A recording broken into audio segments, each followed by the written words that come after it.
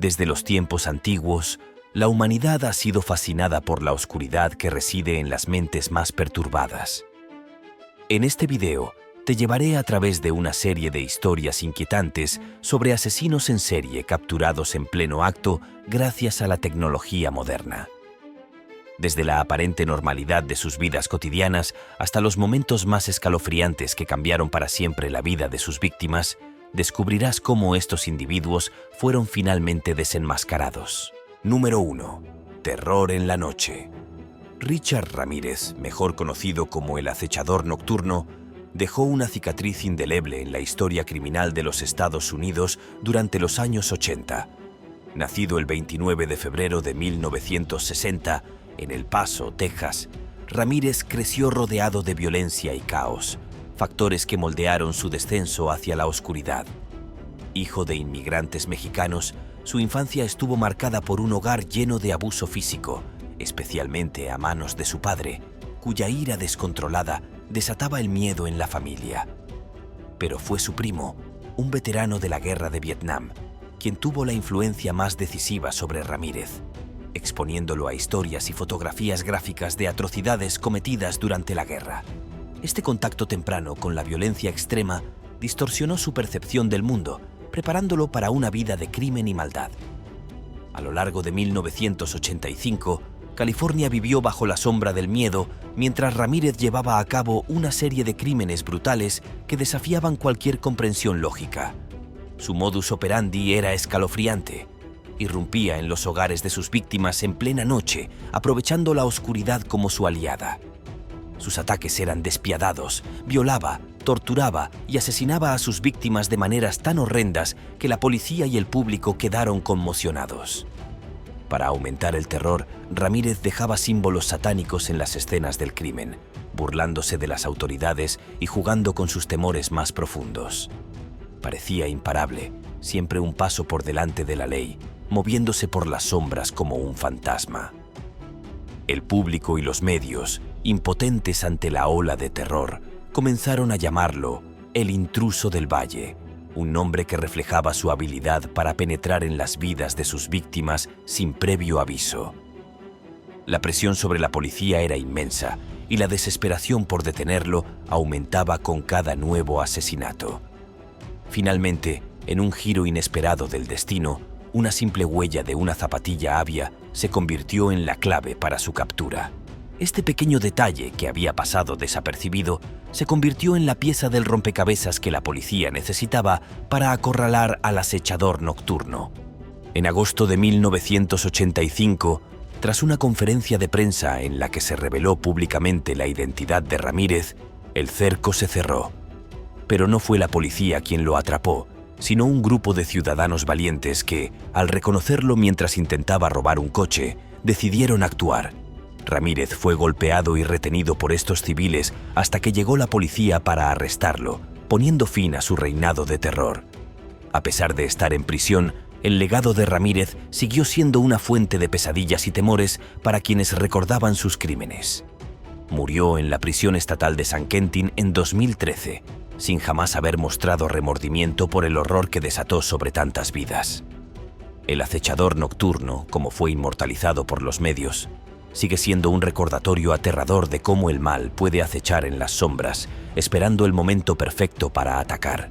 Su historia, llena de violencia, odio y maldad, continúa resonando en la memoria colectiva, un oscuro capítulo que jamás será olvidado. Número 2. Tiro mortal. Stephen Griffith, conocido por muchos como el caníbal de la ballesta, es un nombre que despierta auténtico terror en quienes han oído hablar de sus crímenes. A primera vista, Griffith parecía un hombre común, alguien que dedicaba su vida al estudio académico. Inscrito en un programa de doctorado en la Universidad de Bradford, centraba su investigación en el homicidio en el siglo XIX y sus paralelos con la criminalidad moderna. Sin embargo, debajo de esa fachada intelectual, Griffith ocultaba una mente perturbada, obsesionada con los asesinos en serie y los crímenes más atroces de la historia. Aunque había mostrado signos de inestabilidad en el pasado, incluyendo un diagnóstico de psicopatía esquizoide, Griffith logró mantener una apariencia de normalidad.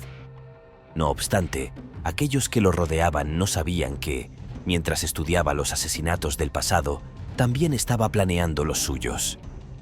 A lo largo de los años, su comportamiento fue volviéndose cada vez más inquietante y la policía llegó a confiscar su colección de armas.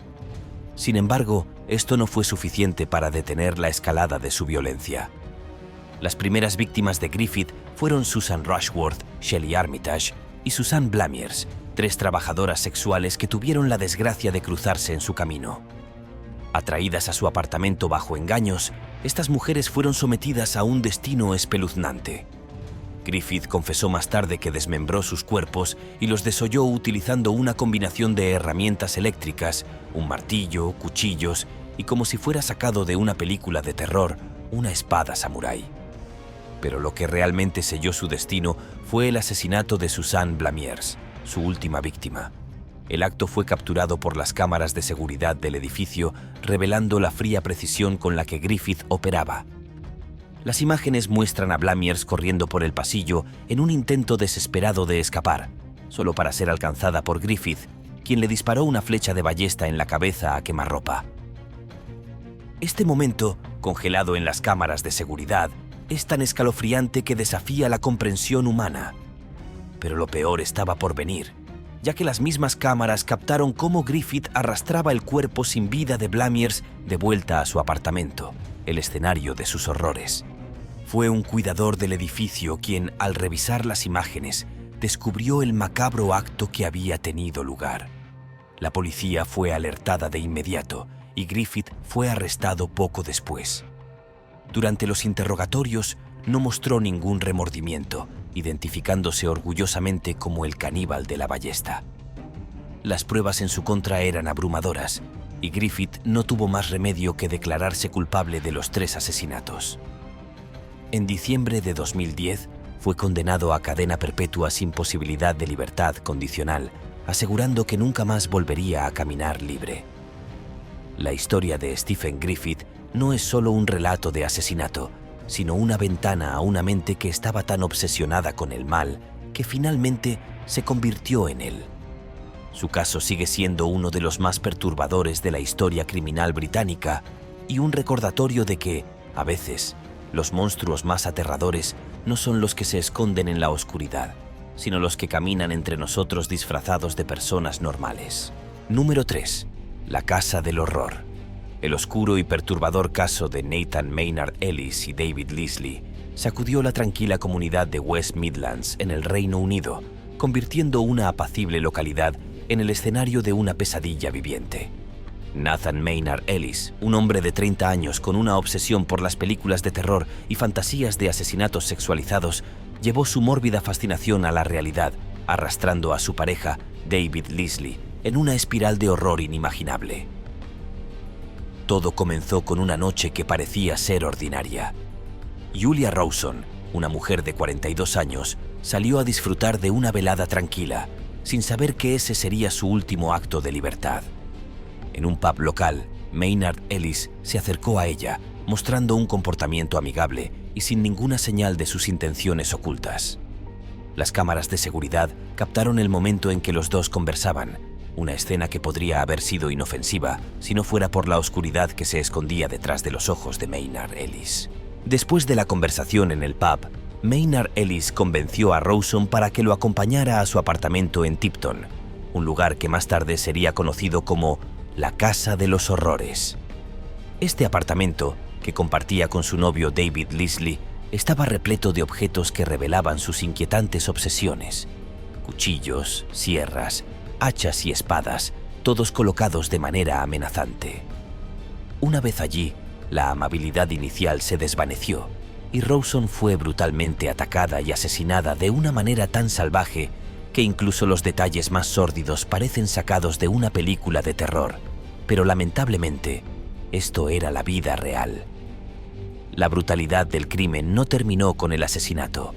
Maynard Ellis y Leslie desmembraron el cuerpo de Rawson en 11 partes, en un intento de ocultar su crimen. Creyendo que podían evadir la justicia, la pareja limpió meticulosamente la escena y pintó las paredes del apartamento para cubrir cualquier rastro de sangre. Sin embargo, la mancha de sangre que quedó debajo de la pintura fresca fue su perdición, un pequeño pero crucial error que finalmente los llevaría a su caída. La investigación que siguió fue un verdadero laberinto de horrores, revelando la naturaleza calculada y despiadada de Maynard Ellis y Leslie. A medida que los detectives desentrañaban los detalles del crimen, quedó claro que este no fue un acto impulsivo, sino el resultado de una mente perversa que había estado planeando y fantaseando con un asesinato de esta magnitud durante años. Cada descubrimiento añadía una capa más de terror a la historia, desde las pruebas forenses hasta los testimonios que dibujaban una imagen inquietante de los perpetradores.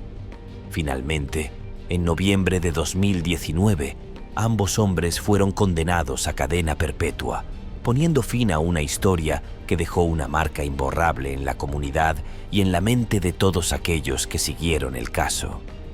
La condena fue un alivio para muchos, pero también un recordatorio sombrío de cómo las fantasías más oscuras pueden convertirse en una aterradora realidad cuando caen en las manos equivocadas.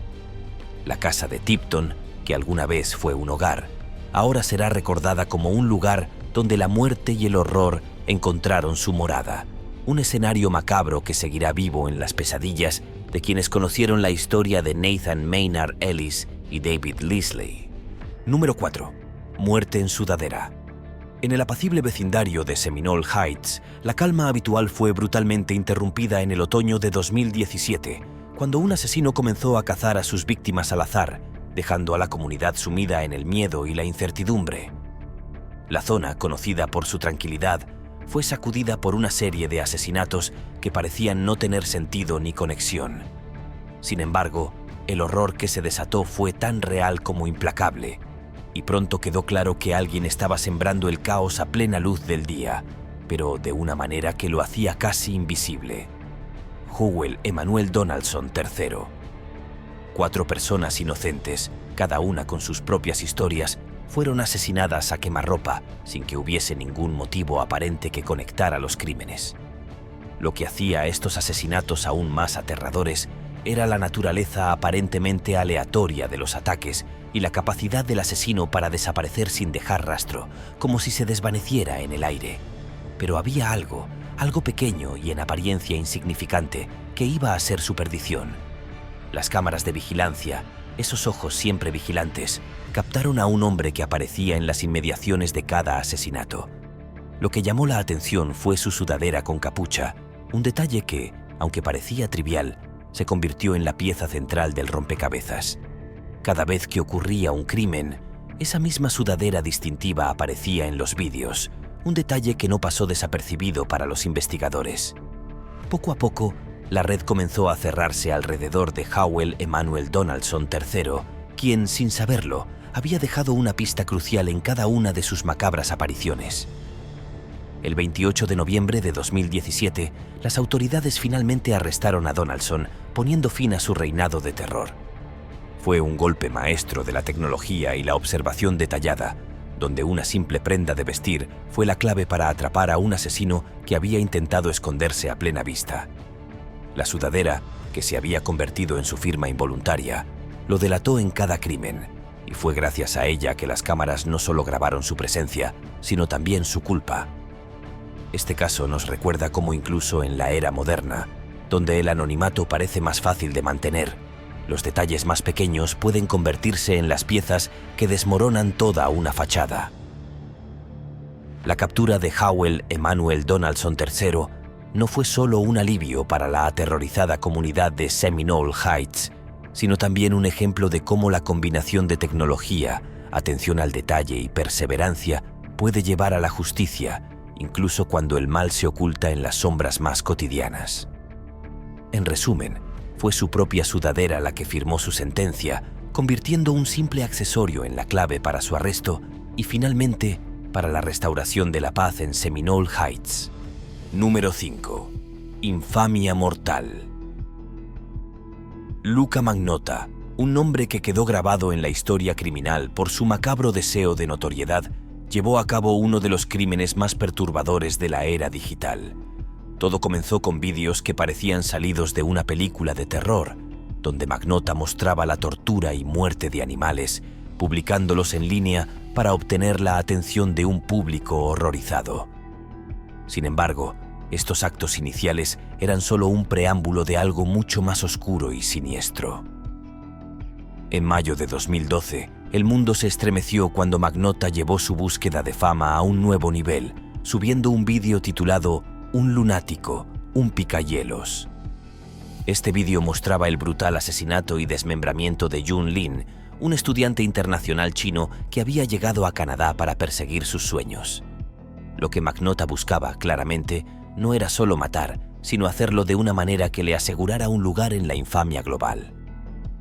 A través de este acto atroz, Magnota se aseguraba de que su nombre resonara en los titulares de todo el mundo. Lo más perturbador de todo esto es que, mientras el mundo se horrorizaba, Magnota disfrutaba del caos que había creado. Pero su deseo de notoriedad no se detuvo ahí.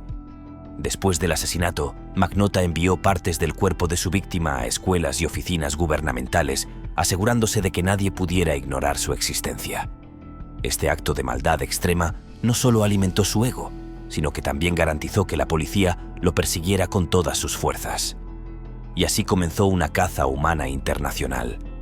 Magnota, consciente de la atención que estaba recibiendo, decidió huir, viajando por varios países mientras las autoridades de todo el mundo intentaban atraparlo. Finalmente, en un cibercafé en Berlín, Magnota fue arrestado, un final irónico para alguien que había intentado controlar su narrativa desde el principio. Lo encontraron leyendo noticias sobre su propia cacería, un último acto de narcisismo antes de ser llevado ante la justicia. Aunque intentó alegar que su esquizofrenia lo hacía no responsable penalmente, el jurado no se dejó engañar. En 2014, Luca Magnota fue condenado a cadena perpetua, poniendo fin a su carrera de terror. Sin embargo, su caso sigue siendo un recordatorio inquietante de cómo la búsqueda de fama puede llevar a crímenes indescriptibles y de cómo la era digital puede facilitar actos de maldad que se propagan como un virus por todo el mundo. Lo que realmente impacta de este caso es cómo Magnota utilizó la tecnología no solo para cometer sus crímenes, sino también para asegurarse de que fueran vistos por millones de personas. De esta manera, se convirtió en un monstruo del siglo XXI, un asesino cuya principal arma no fue el picahielos, sino la cámara y la conexión a Internet. Así, el caso de Luca Magnota no solo muestra la profundidad de la depravación humana, sino también el peligro que representa el deseo de ser visto y recordado a cualquier costo. Número 6. Traición letal. El nombre de Wayne Couzens ha quedado grabado en la historia criminal del Reino Unido como un símbolo de traición y horror. En marzo de 2021, lo que comenzó como una tarde común para Sarah Everard, una joven ejecutiva de marketing llena de promesas y sueños, se transformó en una pesadilla inimaginable. Sarah caminaba hacia su casa, como lo había hecho tantas veces antes, confiada en la seguridad de las calles de Londres. Sin embargo, esa noche en particular, el destino la colocó en el camino de un depredador que, irónicamente, se ocultaba bajo el manto de la autoridad y la protección. Wayne Couzens, un oficial de policía con el deber de proteger y servir, utilizó la confianza que su uniforme inspiraba para llevar a cabo un acto de traición tan profundo que conmocionó a toda la nación. Bajo el pretexto de hacer cumplir las restricciones de la COVID-19, detuvo a Sarah en plena calle. Utilizando su placa como arma de coerción, Couzens ejecutó un plan que había premeditado con frialdad, secuestrando a Sarah y sellando su destino en un acto que no fue ni al azar ni impulsivo, sino deliberadamente calculado. Las cámaras de CCTV, esos testigos silenciosos que vigilan incansablemente las calles, se convirtieron en los ojos que revelaron la verdad detrás de la desaparición de Sarah. Captaron a Couzens en varios momentos clave, desde el momento en que detuvo a Sarah hasta el trágico desenlace de su secuestro. En este caso, la tecnología no solo fue testigo de los hechos, sino que actuó como juez implacable, desenmascarando al hombre que debía proteger y que, en cambio, eligió destruir. El secuestro y asesinato de Sarah Everard no solo fue un acto brutal, sino un golpe devastador a la confianza pública, ya que el perpetrador era alguien en quien la sociedad debía confiar ciegamente. Este hecho encendió una chispa de indignación que rápidamente se convirtió en un fuego incontrolable en todo el Reino Unido.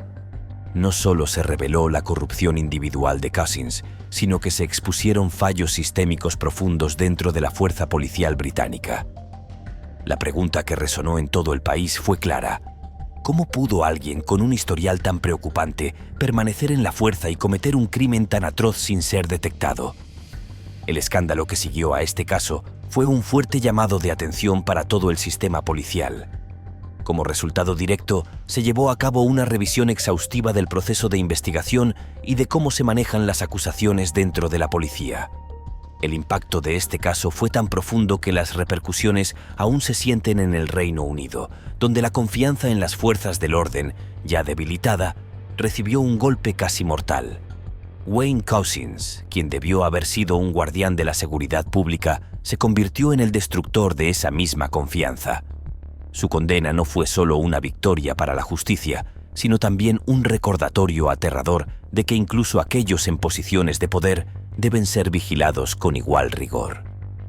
Este caso, que dejó una herida abierta en la conciencia colectiva del Reino Unido, nos recuerda que la verdadera seguridad no proviene simplemente de un uniforme, sino de la integridad y la vigilancia constante de quienes juran protegernos.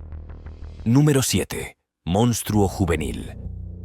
El 8 de mayo de 2021, la pacífica comunidad de Durbin Crossing, en Florida, se convirtió en el epicentro de un horror inimaginable. Un crimen tan atroz que parecía sacado de una pesadilla sacudió los cimientos de este tranquilo vecindario. A primera vista, Aidan Fucci, un adolescente de apenas 14 años, parecía ser un joven como cualquier otro, alguien que podría haber sido el compañero de clase de cualquiera. Sin embargo, detrás de esa fachada aparentemente inocente, Aidan escondía una oscuridad tan profunda y perturbadora que ni siquiera sus más allegados podían haber sospechado. Esa noche fatídica, Aidan fue visto caminando junto a su compañera de clase, Tristan Bailey, hacia una zona boscosa. Este lugar se convertiría en el escenario de un acto de brutalidad que desbordó cualquier comprensión humana. Las cámaras de seguridad capturaron la imagen de ambos, un último testimonio de normalidad antes de que la oscuridad envolviera la vida de Tristan.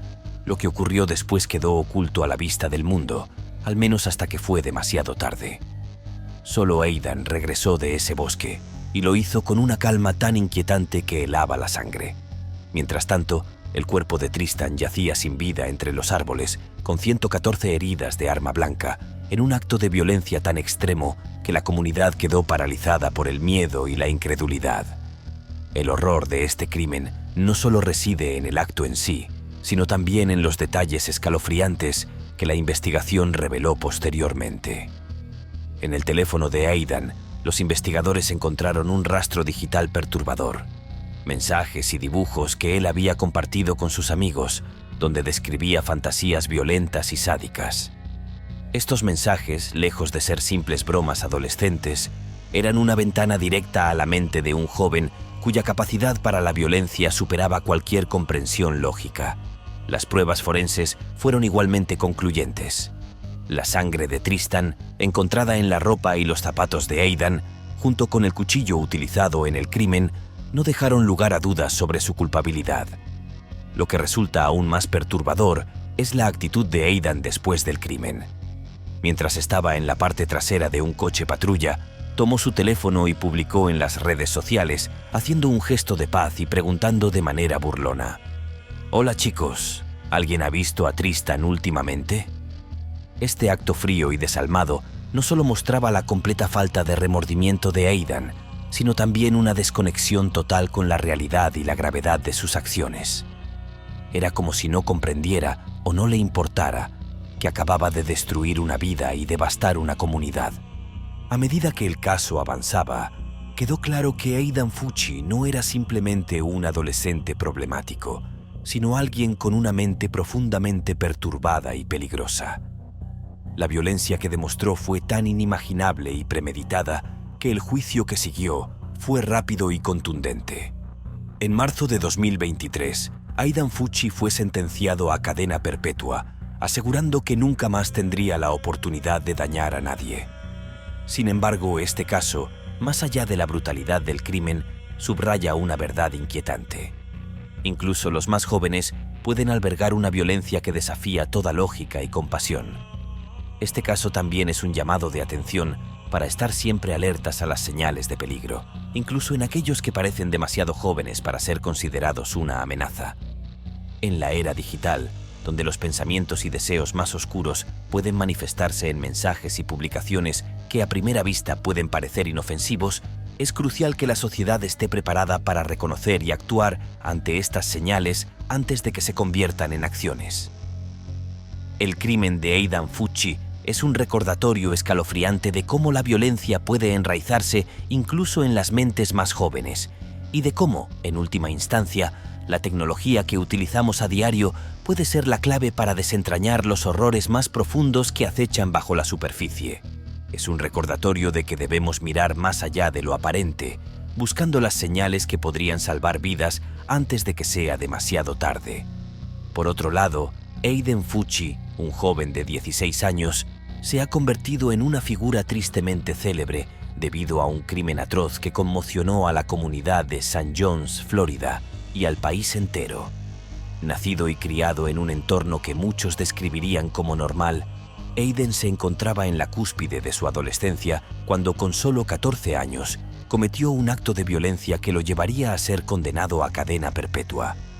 Este escrito explora quién es Aidan Fucci, lo que hizo, cómo afectó a su víctima y la sentencia que finalmente recibió. Para entender la magnitud de este caso, es crucial conocer a la víctima, Tristine Bailey, una joven de 13 años que cursaba estudios en Patriot Oaks Academy, la misma escuela a la que asistía Fucci. Tristine era conocida por su amabilidad, su espíritu deportivo y su amor por la vida.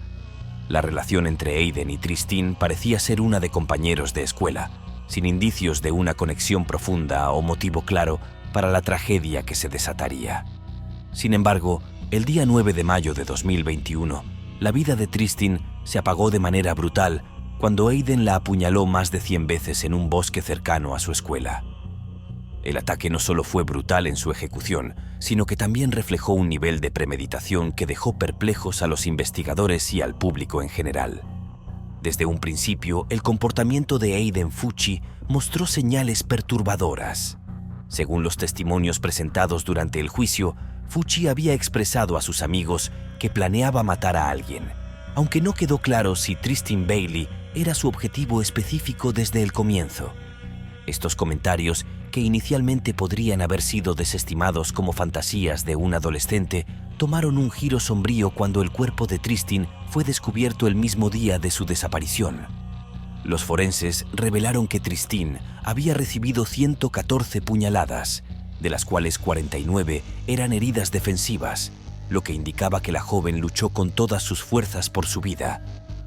El juicio de Aidan Fucci fue uno de los más impactantes en la historia reciente del condado de St. John's. Aunque el joven se declaró culpable de asesinato en primer grado, su edad en el momento del crimen impidió que fuera condenado a la pena de muerte, lo que en Estados Unidos sería una opción viable en casos de tal gravedad. En cambio, el juez R. Lee Smith lo sentenció a cadena perpetua, una decisión que reflejaba tanto la naturaleza atroz del crimen como el reconocimiento de la ley de Florida, que permite la revisión de la condena en 25 años debido a la juventud del condenado. Durante el proceso judicial, se presentaron múltiples pruebas que apuntaban a la culpabilidad de Fucci. Entre ellas, se destacaron las imágenes de cámaras de vigilancia que captaron a Aidan y Tristine caminando juntos la noche del crimen, así como las evidencias encontradas en la casa de Fucci, donde se hallaron ropas manchadas de sangre y la vaina del cuchillo utilizado en el homicidio. Además, el ADN de Fucci fue encontrado en el cuerpo de Tristine, lo que consolidó aún más la acusación. Es interesante destacar que, tras cometer el crimen, Aidan Fucci no mostró remordimiento inmediato. De hecho, en una muestra escalofriante de su falta de empatía, publicó una fotografía en sus redes sociales mientras estaba en un vehículo policial, preguntando irónicamente si alguien había visto a Tristine. Este comportamiento, sumado a sus fantasías previas sobre el asesinato, llevó a los fiscales a elevar los cargos de asesinato en segundo grado a asesinato en primer grado, destacando el alto nivel de premeditación y la frialdad con la que actuó el joven. La sentencia a cadena perpetua fue el resultado de varios factores considerados por el juez Smith. No solo se tomó en cuenta la edad de Fucci en el momento del crimen, sino también el nivel de planificación involucrado y el hecho de que actuó solo, sin presiones externas. El juez reconoció la muerte dolorosa y horrible que sufrió Tristin a manos de alguien en quien confiaba, una traición que añadió un nivel adicional de crueldad al acto. El juicio también fue un momento de intensa emoción para ambas familias. Mientras que la familia Bailey expresó su dolor y la pérdida irreparable de Tristin, la familia de Fucci, incluyendo a su abuela, suplicó clemencia, argumentando que aún había algo bueno en el joven. Estas declaraciones reflejan la complejidad del caso, donde la tragedia se extendió a todos los involucrados, dejando cicatrices que probablemente nunca sanarán por completo. En un intento tardío de mostrar arrepentimiento, Aiden Fucci escribió una carta de disculpas a la familia Bailey, en la que expresó su pesar por el dolor que causó. Sin embargo, estas palabras difícilmente podían mitigar el impacto de sus acciones. La familia Bailey, por su parte, agradeció al sistema judicial por la cadena perpetua, pero dejó claro que ningún veredicto podría devolverles a Tristin. El caso de Aiden Fucci es un recordatorio brutal de cómo las acciones de un solo individuo pueden destrozar múltiples vidas. Aunque su condena a cadena perpetua garantiza que no podrá dañar a nadie más, la comunidad de St. John's, y especialmente la familia Bailey, seguirán viviendo con las secuelas de este horrendo crimen. La historia de Tristin Bailey será recordada no solo por la violencia que puso fin a su vida, sino también por el vacío que dejó en los corazones de quienes la amaban. Número 8. Cita mortal. El caso de Jesse Kempson y Grace Millen es uno de esos relatos que nos recuerda cómo las sombras pueden acechar incluso en los momentos más inofensivos. Todo comenzó como una simple cita organizada a través de Tinder, una aplicación de citas popular que millones de personas utilizan cada día. Sin embargo, lo que parecía ser una noche ordinaria terminó siendo un encuentro con el horror más puro. Primero, hay que entender que Grace Millen era una joven aventurera. Había decidido explorar Nueva Zelanda sola, un destino soñado por muchos viajeros. En su búsqueda de nuevas experiencias, Grace decidió confiar en el mundo moderno de las citas en línea. No obstante, esa decisión resultó ser fatal. Desde el momento en que se encontró con Jesse Kempson en aquel bar, las cámaras de seguridad capturaron cada paso de la que sería su última noche. Durante la cita, las imágenes muestran a Kempson y Grace conversando de manera relajada, como cualquier pareja que se conoce por primera vez. Pero la realidad era otra. Detrás de la fachada amistosa, Jesse Kempson albergaba oscuras intenciones que, lamentablemente, no se revelaron hasta que fue demasiado tarde. A medida que la noche avanzaba, Kempson la llevó al hotel donde residía, y allí fue donde el destino de Grace quedó sellado. Una vez en la habitación, el encuentro que comenzó con sonrisas y charlas amables se transformó en una pesadilla. Sin previo aviso, Kempson atacó a Grace, llevándola a un desenlace trágico. Después del asesinato, lejos de mostrar remordimiento, Kempson se movió con la frialdad de un criminal calculador. Las cámaras de seguridad nuevamente captaron cada uno de sus movimientos mientras compraba productos de limpieza y una maleta, intentando borrar cualquier rastro de su atrocidad. Es impresionante y a la vez aterrador cómo Kempson actuó con una calma tan perturbadora. Sin titubeos, procedió a ocultar el cuerpo de Grace Millen, como si fuera un simple objeto del que deshacerse. Lo que no sabía es que la tecnología que lo había seguido desde el principio también lo atraparía al final. Cada paso, cada acción, quedó registrada y sirvió como prueba irrefutable en su contra. Finalmente, en el juicio, Jesse Kempson intentó defenderse, pero las pruebas eran abrumadoras. No solo se trataba del asesinato brutal de una joven inocente, sino también de la frialdad y meticulosidad con la que intentó encubrir su crimen. El veredicto fue claro: cadena perpetua en 2019, un castigo que, si bien no puede devolver la vida a Grace, sirve como una advertencia escalofriante de los peligros que pueden esconderse detrás de una pantalla. Este caso, más allá de ser un recordatorio de los riesgos de los encuentros casuales, es un ejemplo de cómo las herramientas modernas como las cámaras de seguridad y la tecnología pueden ser las claves para desentrañar los crímenes más oscuros. A través de la lente de estas cámaras, el mundo fue testigo de una tragedia, pero también vio cómo la justicia puede llegar incluso a los rincones más sombríos. La tecnología moderna nos ha permitido capturar la oscuridad humana en su momento más vulnerable, revelando que, a pesar de los avances, el mal sigue acechando en los lugares más insospechados.